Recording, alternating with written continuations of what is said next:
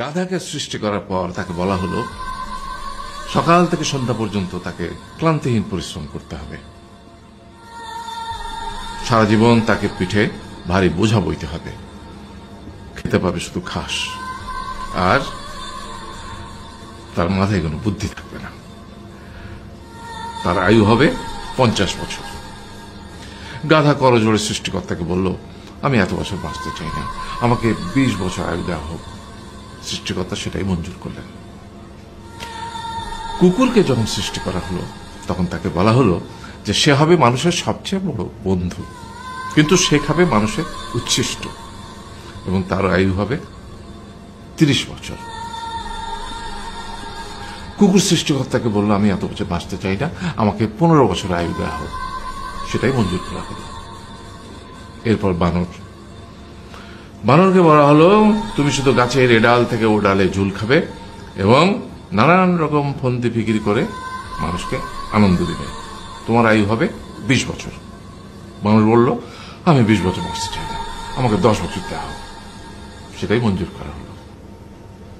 এবার এলো পুরুষ মানুষের পালা। তাকে বলা হলো যে তুমি হলে প্রাণীকুলের মধ্যে সবচেয়ে বিচক্ষণ এবং বুদ্ধিমান, সেই জন্য তোমাকে প্রাণীদের শিরোমণি করা হলো এবং তোমার আয়ু হবে 20 বছর।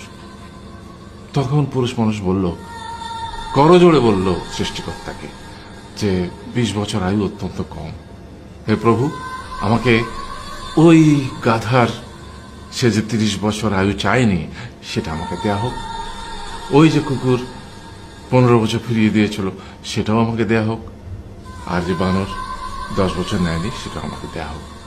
20 বছর অত্যন্ত কম, আমি দীর্ঘদিন বাঁচতে চাই।